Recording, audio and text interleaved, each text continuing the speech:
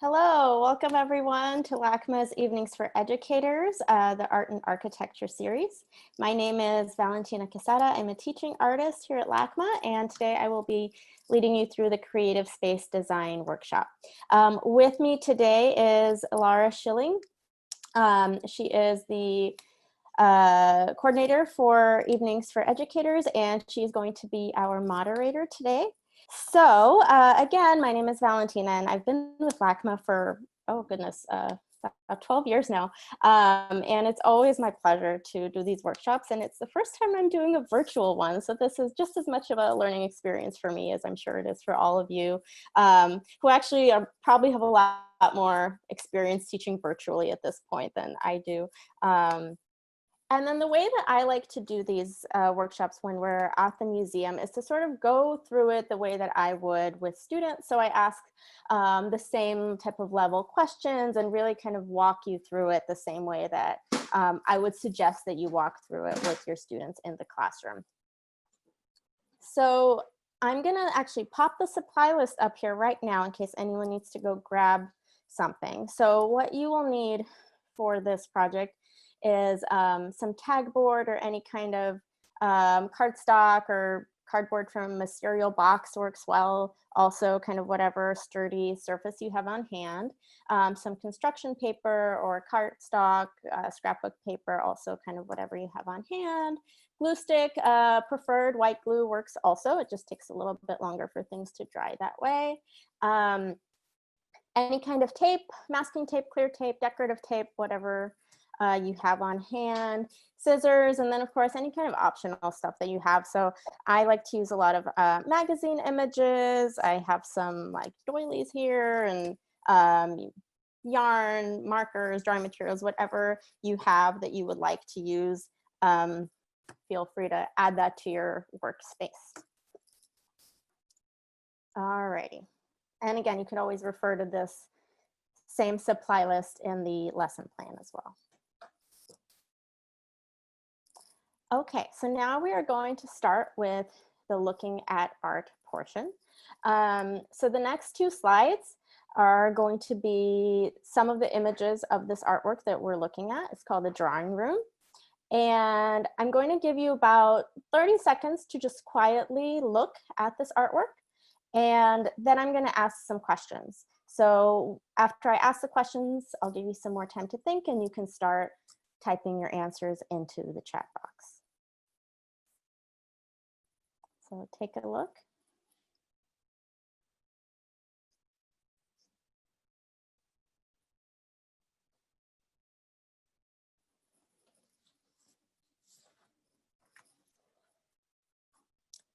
What do you notice?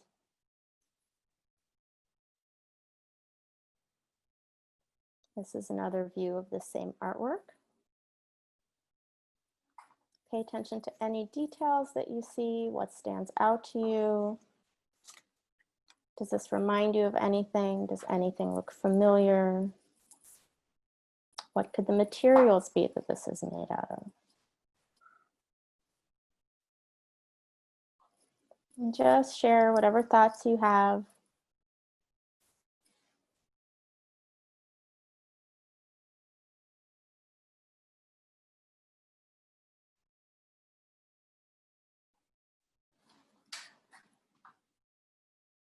So this is the exterior view of this artwork. These are the questions that I asked. And now I'll move on to the interior. Same questions apply. What do you notice? Anything stand out to you? Anything familiar?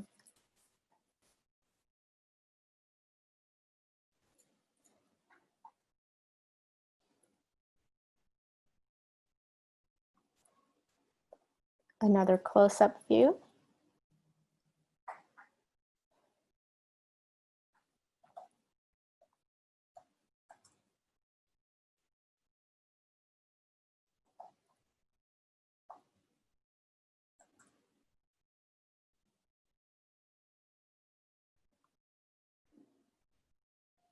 One more.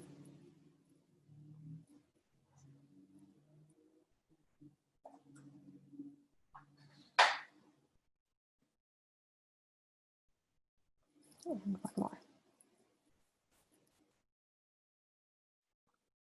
What is something that you notice between all the different views, all the objects that are in the interior of this structure?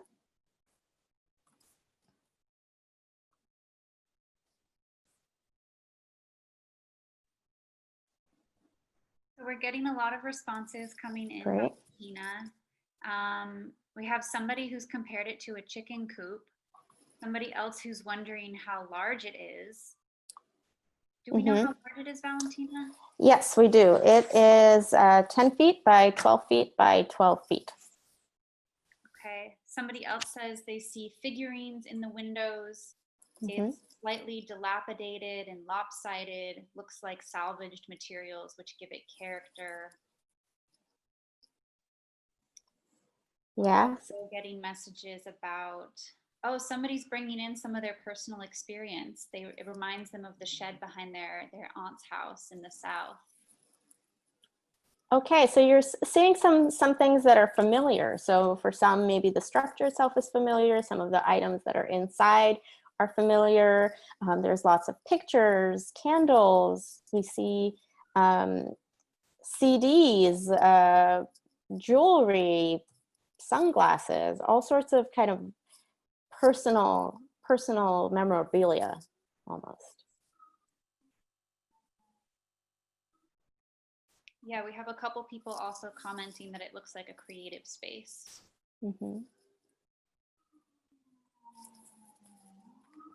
So it reminds you of a creative space. So how can you tell?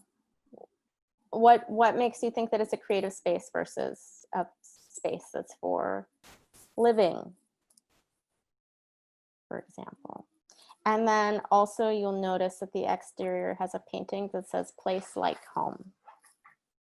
Why do you think the artist might choose to put that painting on the exterior of the structure?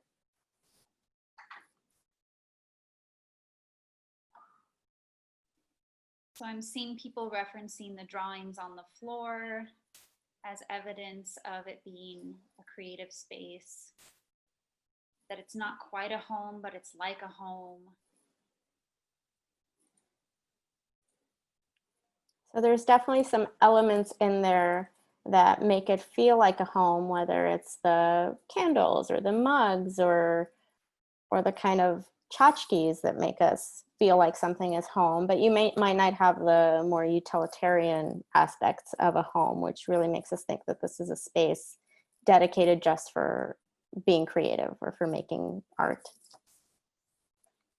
Any other elements that really point that this is a creative space?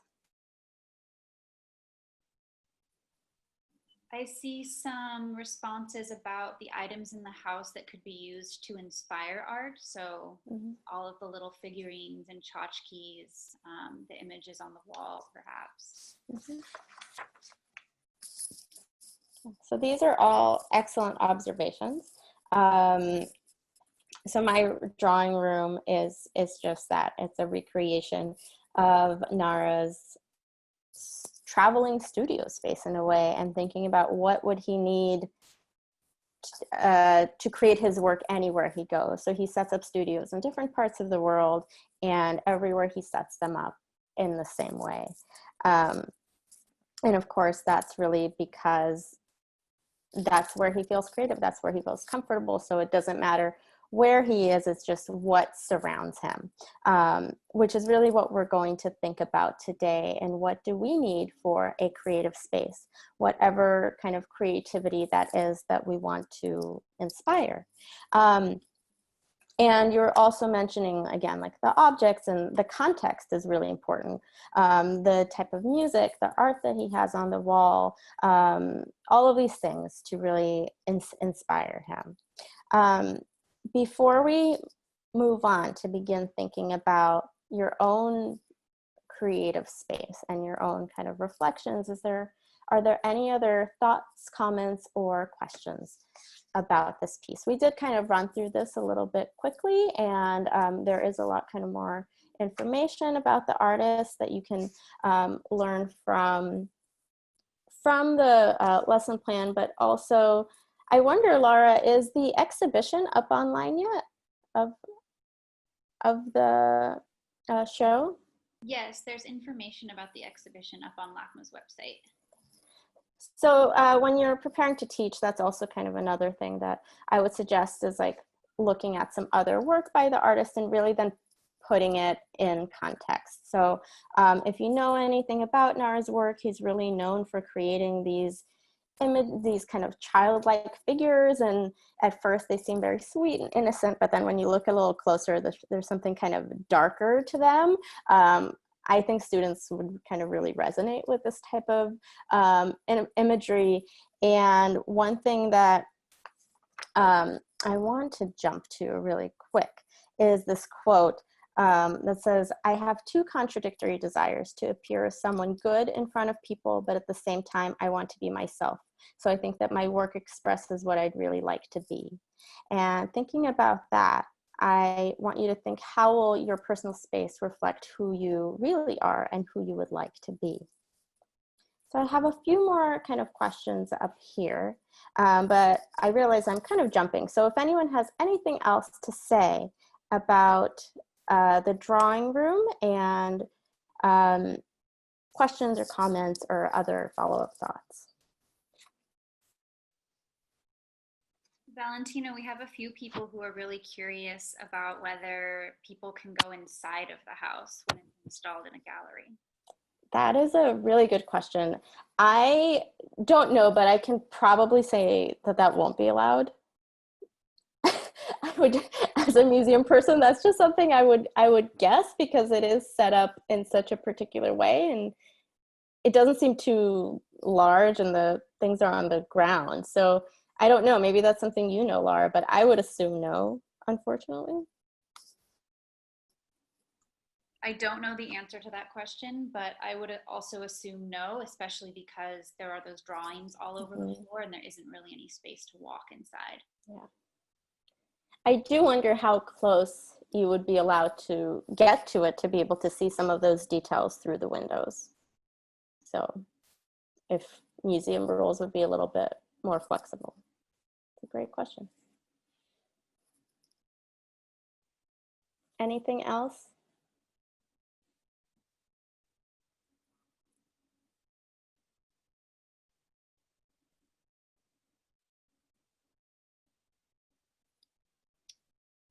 Just more observations of what's inside. That it looks like it could maybe be a small version of his working space, sort of like you said before. Yeah, and I really want you to start thinking about this idea of a creative space being portable. What would that look like realistically, but also in a fantasy? You know, imagine that something like this could actually be transported wherever you are, if you're an artist who travels, or if all that you need for your creativity could fit into your backpack. So like what does that mean to have your creative space be portable? I'm going to flip to a couple more questions for you to start thinking about before we jump into the art making portion. So do you have a creative space where you feel, most creative? Does it have a desk or a table or a comfy rug on the floor where you can sit and spread out your things? What kind of supplies do you need? I want you to think beyond creativity as just reserved for visual arts. Maybe you're a musician. Maybe the kitchen is your creative space. Maybe the garden is your creative space. Maybe the library is your creative space. Really, what is the best ideal space for the type of work that you do or would like to do? And again, if you can make the space portable, what would that look like? Could it be recreated anywhere you go? How would you do it? So really thinking about almost two versions, the real version and maybe a fantasy version, or maybe those two are the same thing.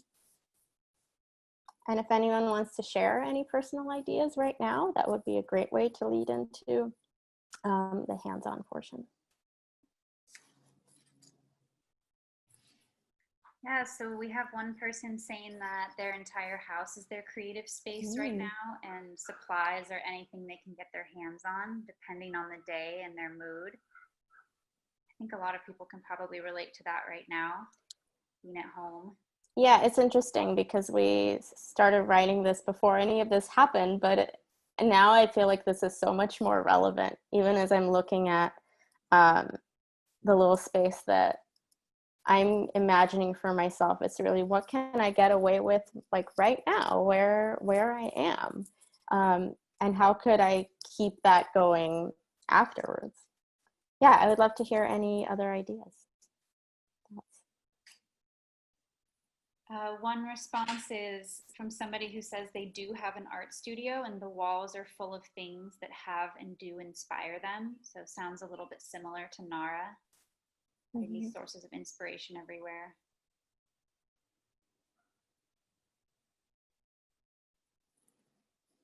Someone else says the coffee table on the floor rug while listening to music on my headphones. Someone else says the front porch. Somebody's dreaming of a new creative space and they'd love to have a giant loft to make big, impressive pieces. Someone else feels creative when they're at their desk and outside in their garden. Great. Yeah, some really great responses. So I want everyone to keep sharing these as you're creating, and Laura can kind of interrupt and share any interesting things that you all have to say. And I'm going to jump into the hands-on portion. So this here is was my first attempt at creating a model of my ideal creative space. And really what we're going to be focusing on today is using paper. So this is a collage project, and maneuvering the paper to make it three-dimensional. So that's really the kind of art technical skill that you would be teaching your students. So again, here is the supply list.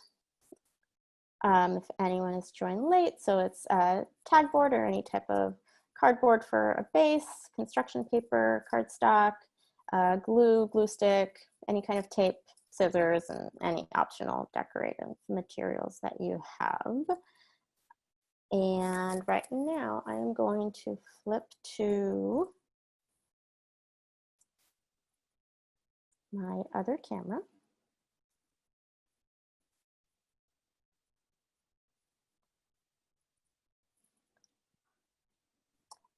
And just to check on a technical note, do you see just the one screen or both right now?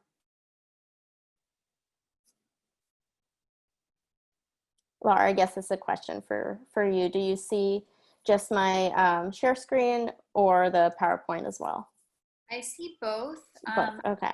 Other people who are saying one, but I'm not sure which one they're seeing. Are you seeing the screen with the supplies on it, or are you seeing Valentina? Supplies. Okay. It's probably okay. So then we're good. Yeah. Okay. Great. Thanks, everyone. All right. So, and just because I am using the secondary camera, just know that there might be a slight lag. All right. So I kind of like to start piling everything, and what we suggest in lesson plan is that you kind of do a sketch. Obviously think about this before. If you're doing this with students, have them write out the answers to some of these questions that we just shared out. And then have all your materials set up. So this is what I'm using as my base. It's just a piece of cardboard that I had around. And then what I want to start doing is kind of creating a almost like a wall, so like the backdrop. So I just have some cardstock here. I cut it at an angle, and to make something stand, you would just create a deep enough fold. You want it to be lined up like that. You want to creases. And then I might adjust. This might be kind of too big. So this would sort of be like one wall. So I'm going to leave that there. And then I would like to have another section. So these are the other kind of parts of this. And I really like to have something kind of more architectural, dimensional, and this could really sort of be playful. So in my kind of creative space, I need to have some sort of wall space to put up art and inspiration images. So I'm just going to start with this, and you can either glue stick this or tape it. I'm just going to use my trusty Yoo-hoo glue stick. These work amazingly. You could also duct tape this or any kind of tape that you have. And I'm going to put this right there at that corner. And you are kind of seeing a weird angle here, but I am going to move it so that it makes a little bit more sense what I'm doing. And then, so then this is kind of what it would be like standing up. Okay, and I'm just going to glue this other triangular portion on the back here like that. Also just with my glue stick, I'm just gonna eyeball it. And this part could also be done with some type of like cardboard or, you know, again, whatever you have on hand. If you need extra security, you could like tape it down at the bottom, but this is kind of what it looks like right now. Okay, and so then the next step that I want to do is think about what's on my floor. So this is the floor of my space. What is that going to look like for me? And I pulled up some fancy paper here that I had laying around. And I think one of these squares is going to be the rug. I'm really into funky furniture in my studio space.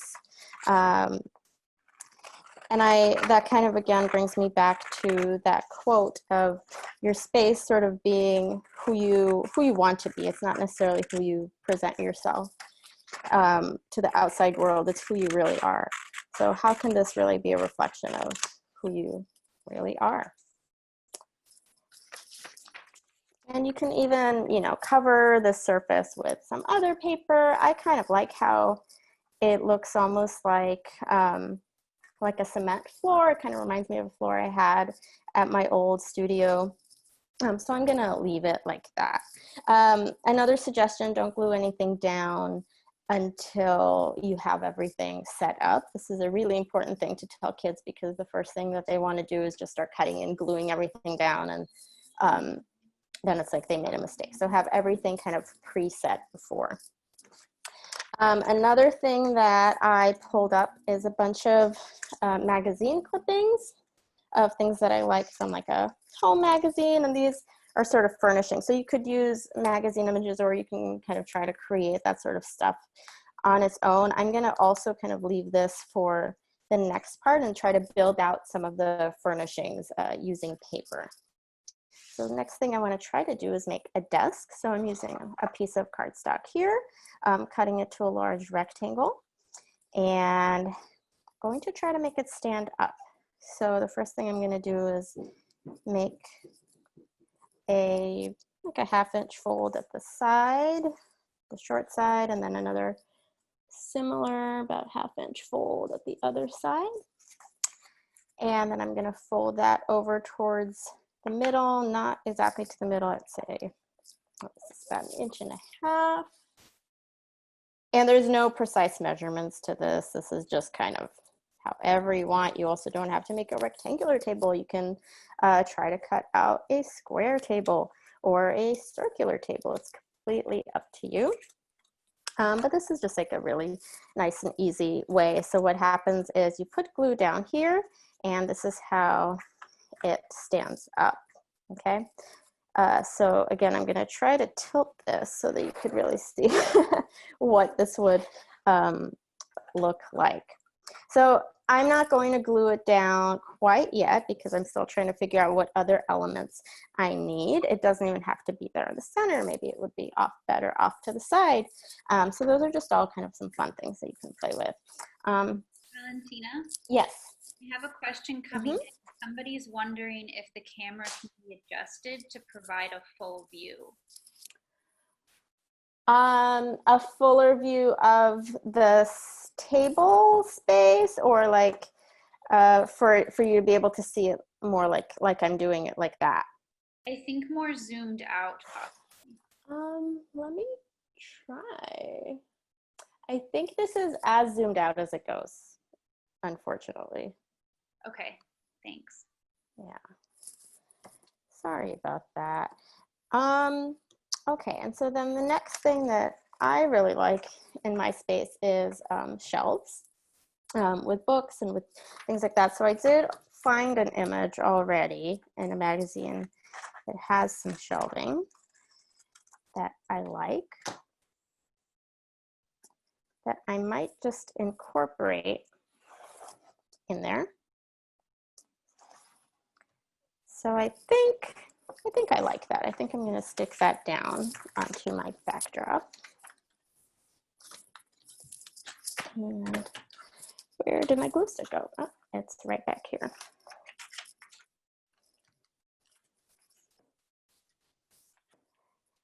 So really just kind of think it out before. You can completely like make all these things yourself with different colored construction paper, with drawing even. I would even want to maybe build out some more things on top of here. Like I could cut out my own, maybe this could be my own picture, and then I could turn this into a frame, draw a portrait of someone. Here, I'll do a self-portrait over here.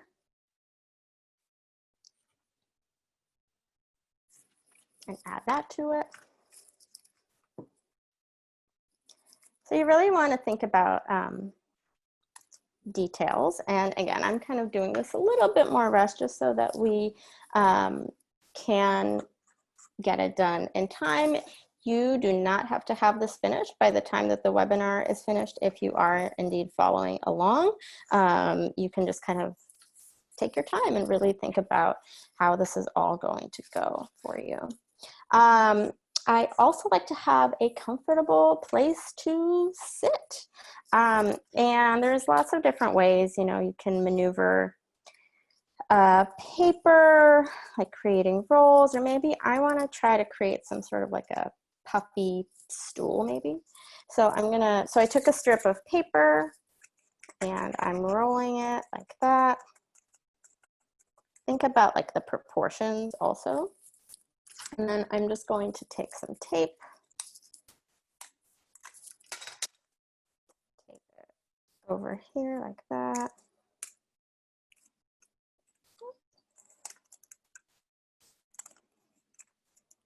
Let's see. And then I wanted to have some sort of interesting top. I wonder if this doily could be an interesting top. No. I have to play with it and really experiment. I like for it to look kind of like almost like a puffy pillow. What if I stick it inside of my tube? Tissue paper would work really well with this, or even like a pom-pom or a cotton ball maybe. Yeah. All sort of afterthought ideas that come as you're working. Yeah. But this is definitely a really nice way to sort of experiment and imagine, and maybe you'll be able to kind of create some of these magical elements in your own space. So, no. Oh, another thing that I really love doing is fringe with paper. So to add another kind of fun dimension to this, I'm going to make this more rug-like by cutting some fringe on the sides. Kids love doing this. And then another kind of thing that I like to start thinking about if as we're going through this, and then later hopefully people would like to share, how could you incorporate this into your classroom? Is there some sort of curriculum that you could tie it in with? I think this would actually be a really great project to do with students at home right now, because all the materials are pretty accessible. And it would just be sort of a nice way to start thinking and you know, being kind of hopeful of being creative. So yeah, think about that and share in the chat box what ideas you have for incorporating this into your classroom. Okay, so let's see. I had another kind of funky chair over here that I really liked. I really love funky chairs. So you could actually just use a pre-made photograph too. So let's see if this would work, if I could stand it up somehow. And if there are any like techniques maybe from the chart that's in the lesson plan that you're interested in seeing demonstrated, let me know, because that's something that I could do. I'm not demonstrating all of the techniques that are in that chart. That's just sort of for your reference. But if someone really likes one of them and sort of wants to see what that would look like, let me know, and I will do my best to try to make that happen. I also really love having fresh flowers. So I saw this picture of flowers that I want to add to my table. Valentina, we're getting a lot of really great responses in the chat about ways to connect this to what students are learning in class. Oh, I'd love to hear that. So somebody is saying that this could be connected to geometry, possibly. Yeah. Oh, that's a great idea. I'm also seeing one about an art history class where they're creating their own museum exhibition. So these techniques would be really great to show them for making that space. Oh, that's a really great idea.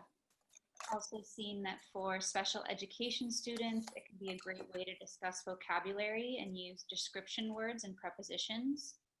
Mm-hmm.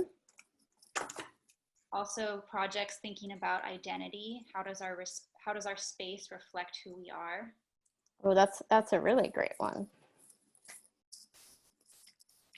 Keep losing my glue, my goodness. There it is. Yeah, these are all really fantastic. I think because this is such a simple lesson that the simpler it is, actually, the more it can be expanded to fit any kind of need that you have in your classroom. I really love being able to connect art with math. So the geometry is really interesting. There's a lot of kind of paper folding techniques that would require like certain measurements. So if you do like ask students to incorporate at least like 3 different geometric shapes making paper, and that they have to be, you know, symmetrical, or that would be a really interesting thing to do. Love that. Yeah, share away. And then another thing that you can do is obviously add drawing as well. So maybe I'm going to add some sort of drawings that I would be making. Maybe I'm writing. Maybe I have my paint set here. And again, if you have more time, you can get really creative with these details. It's really easy to sort of get sucked into this sort of stuff.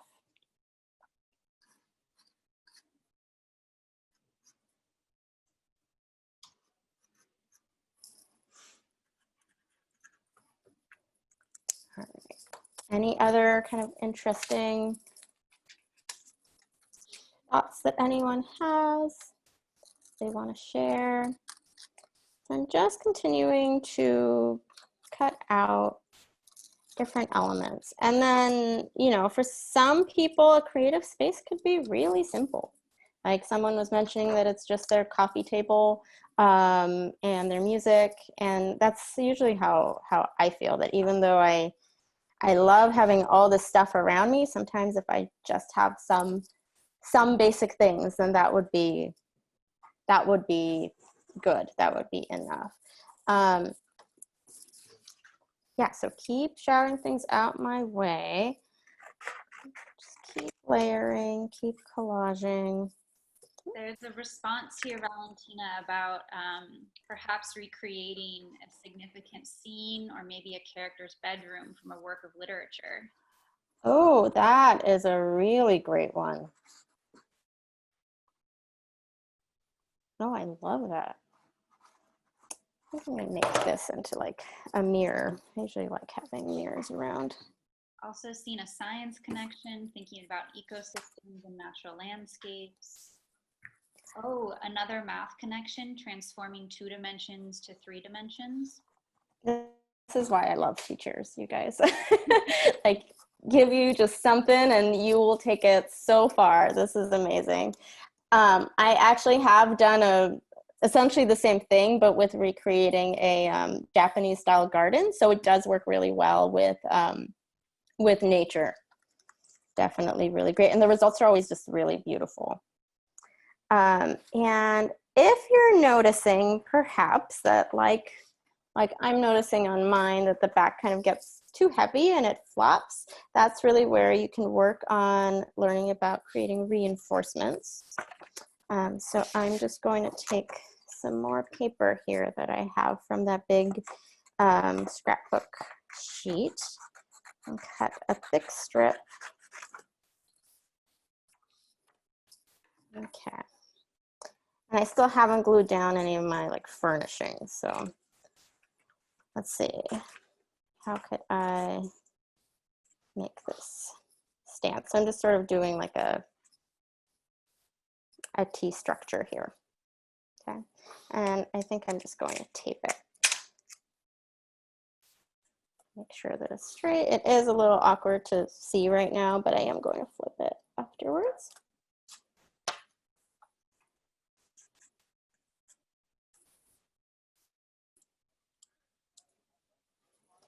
Okay. Yeah, so now, and then you can kind of tilt it as much as needed. And I'm going to just put a piece of tape on the back there. Great, so then it kind of looks like this now, like it has this L shape holding it up. Okay, so what other details do I have? I'm gonna make this sort of like my mirror here. I think it's good kind of place to start gluing some of my elements down.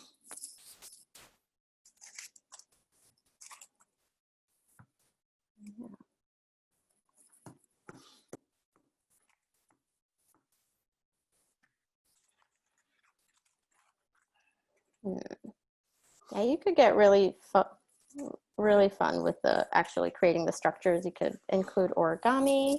That might work also if you're tying it into math. That would be a fun one.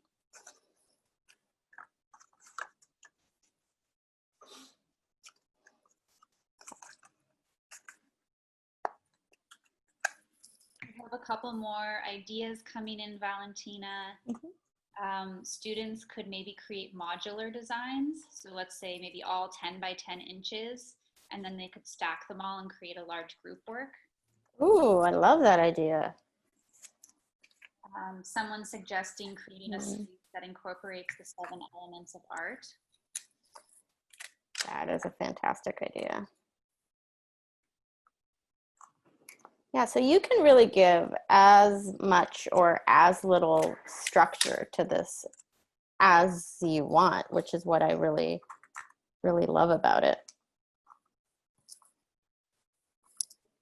Okay.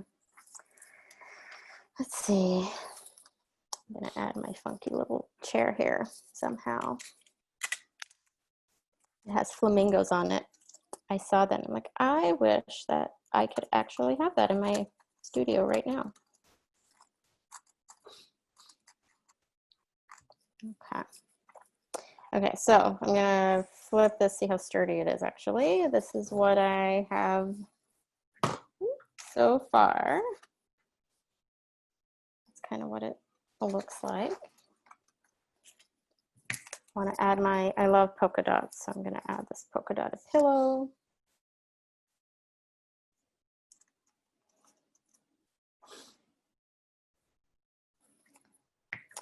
A lamp, that's actually another thing that I would really like to add to this.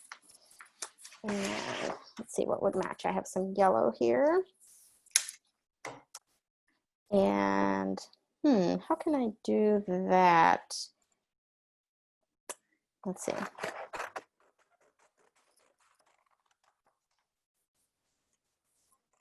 I like those sort of cylindrical type of modern pillows. So let's see if, not pillows, lampshades. Okay, maybe kind of playing on that shape a little bit. I wonder if it could almost be looking like it's like suspended from the top here. I could play with that. Just gonna tape it.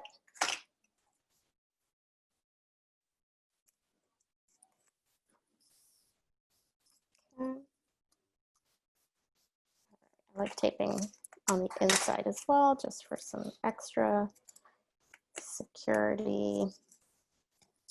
Okay, so I am envisioning having that sort of be almost like an overhang. Ideally, I would say maybe like a pipe cleaner would work for this, but I'm going to try to do it with my paper. So let's see.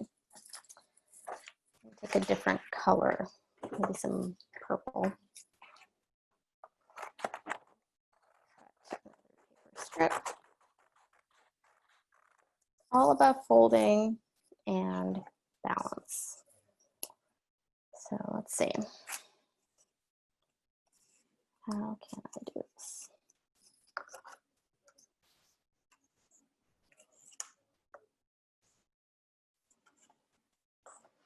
So I'm thinking maybe having it be like an overhang, oops, sort of like from the back there. All right, so I'm going to tape that down.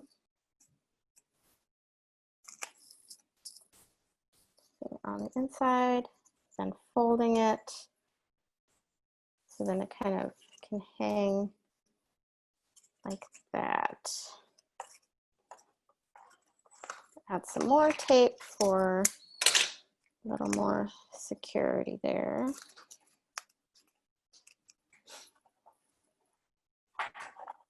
And probably don't need it to be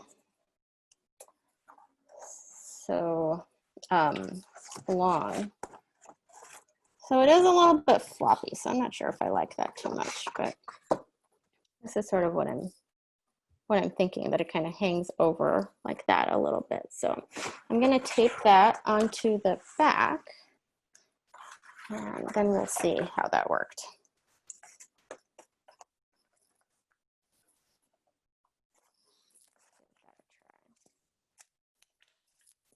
Any other ideas or anything anyone wants to share? If anyone is in process right now and wants to share something about how they're doing, or maybe what kind of shapes they're experimenting with, or if you're having any kind of challenges or revelations, we would love to hear those. Valentina, there is one question from the Q&A earlier. Somebody asking if you know the name of a particular type of Japanese art that involves decorating bookshelves with books and little ornaments. If I know the name of that? You were breaking off just a little bit. Can you say that again? Did I hear, like, do I know the name of the Japanese art of assembling bookshelves with books and little ornaments? Yeah, exactly. It's some art form that involves decorating bookshelves with books and small ornaments. I don't know, maybe somebody in the chat knows what it is. that seems kind of familiar, but I can't think of like a name, but maybe I'm almost thinking of like, I don't know, I'm almost thinking of like Marie Kondo right now and sorting everything and making everything aesthetically beautiful. I know that that's not at all what you're talking about, but yeah, maybe someone else knows. That's definitely good. That would be an interesting thing to look into. Okay, so right now I have my kind of hanging lamp. It's a little dangly. It would definitely need a little bit more experimentation. Valentina, we also have a question about the curl fold. How do you do it? Ah, yes. Okay. Let's see. That is actually one of my favorite ones, and it is so super duper easy. So you just take a strip of paper, and this could be done with like a strip of any size. So I'm gonna create like a thin one and a thicker one just to demonstrate. And this is so easy. You just take it and you roll it on your fingers, depending on how thick you want the curl to be.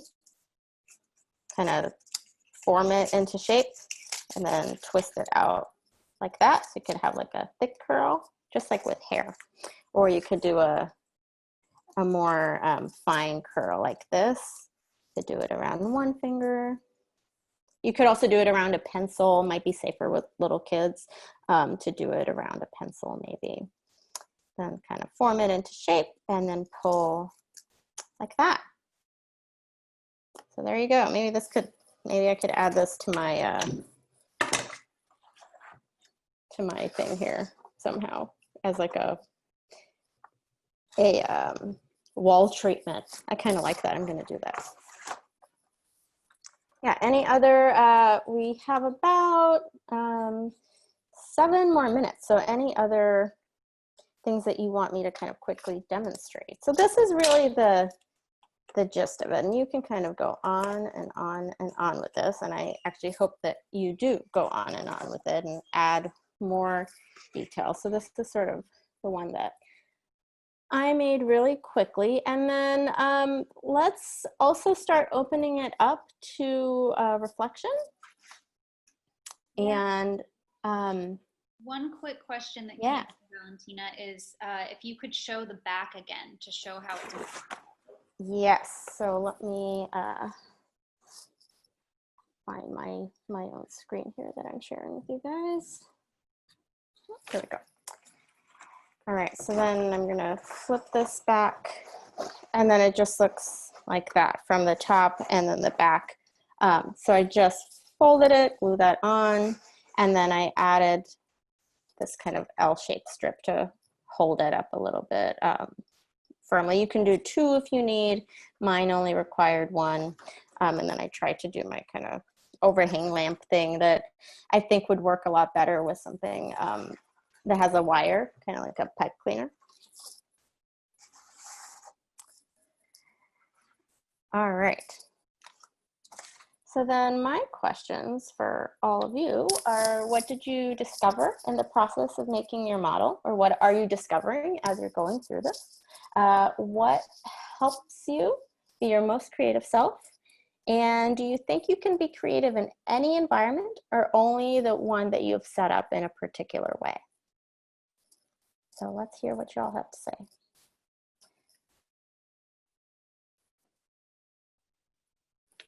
So what did you discover in the process? What helps you be your most creative self? And do you think you can be creative in any environment or only one that you have set up a particular way? Valentina, so there's one more request to show your work head on. Mm-hmm. All right. And then I'll start going through the reflections. Great. All right, so then this is what it would look like.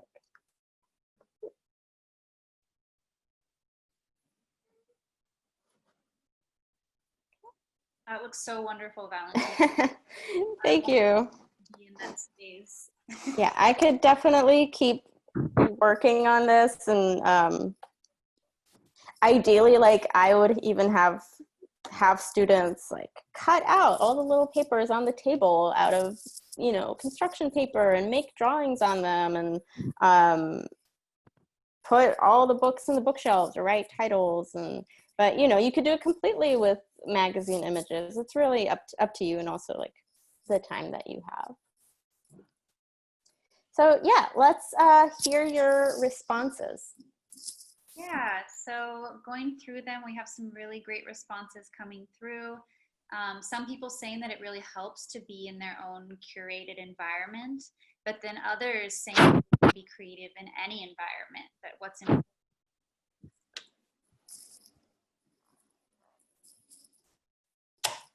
They can find inspirations or solutions wherever they are. Mm-hmm. Let's see, what else is coming through? Natural daylight is really important. So maybe having a skylight in your space to allow that sunlight in.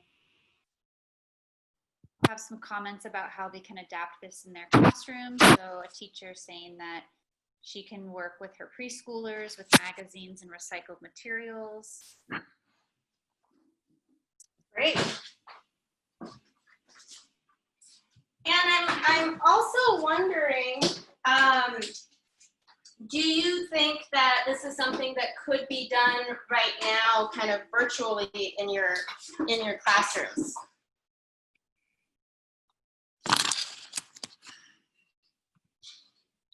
Or like come fall, is this something that you could, would this be accessible enough to assign to students to do from home?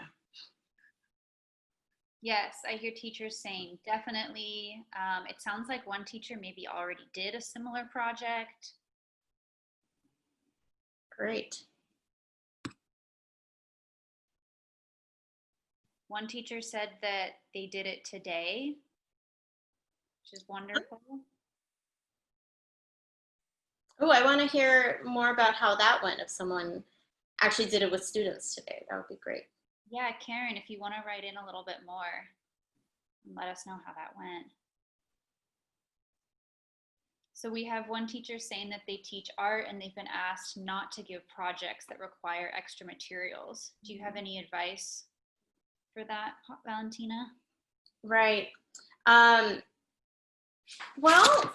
I guess that would sort of, I would almost maybe start by sending an email or doing a survey, however you communicate with students, like what they already have. You know, if everyone has glue sticks, then that could be a material. If not everyone has them, take that off the list and say tape. If not everyone has tape, you know, kind of see what the consensus is amongst what everybody has.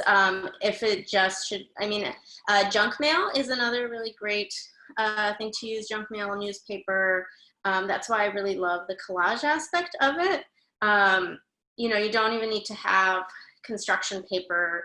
It could be recycled newspaper. You can use crayon to color over it, really anything that you have, making it really flexible and making it more about kind of what you want the goal of the lesson to be. So if it's, you know, teaching a math process, then it's not so much the material that matters, but you know, that you constructed the cube or the triangle or whatever. Also, like if you're doing it for nature, for example, having materials that could be found outside, like go for a walk, collect some leaves and use that to add to your structure, that type of stuff. That's sort of my suggestion, to see what everyone in your class has access to and then only limit it to those materials.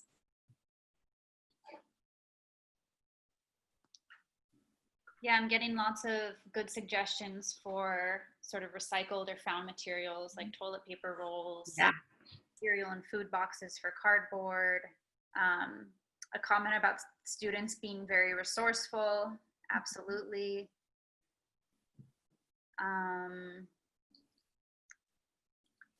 Yeah, you know, and if you are doing this with your students or even want to share with us, please feel free to send photos to my email address. I'm going to go ahead and drop that in the chat now, because we would really love to see your work and what your students are making. Oh, and I finally get to see the chat right now, and these are just some really great ideas that everyone's been having. I'm so happy to see that you're all feeling inspired by this lesson, and I would love to see both what you are working on right now, and then if you do try this or have tried it with your students already, then it would be really wonderful to see what those results are. Yeah, this is really fantastic. I'm just kind of scrolling through this right now. So that sort of brings us to our conclusion. If there's any other thoughts or kind of last minute questions that anyone has, I think we can stay up for another couple of minutes so that we can get you the most information today possible. I had a really fun time doing this with you all. This was a very nice break for me, actually, before I have to go off and do all my mom stuff.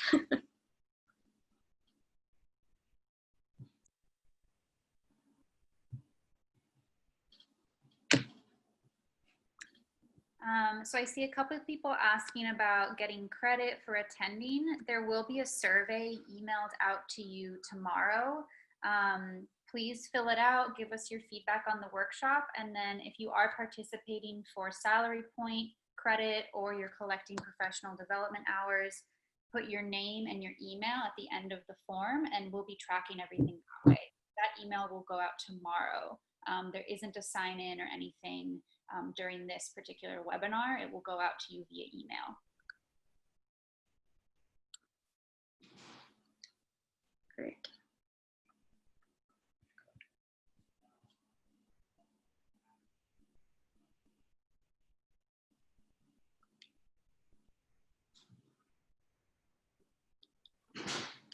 And I'm seeing a few people saying they didn't receive yesterday's survey in their email.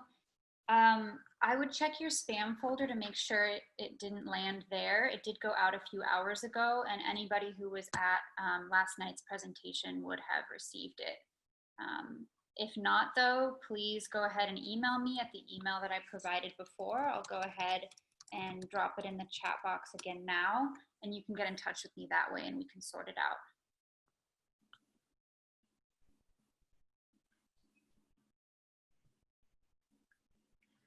Well, great.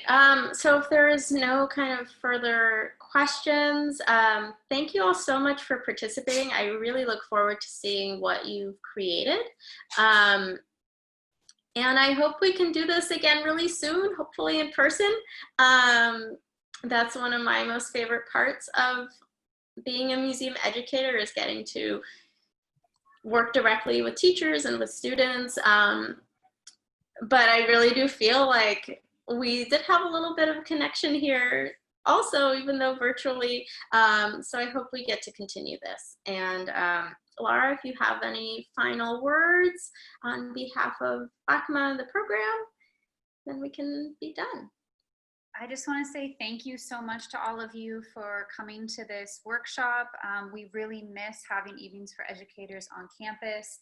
We miss, you know, the social interaction and just kind of all being together, sharing a meal. There's nothing that can really compare, but I hope you enjoyed this workshop tonight, and we're looking forward to seeing you again tomorrow and throughout the rest of the week. So have a great evening, everybody.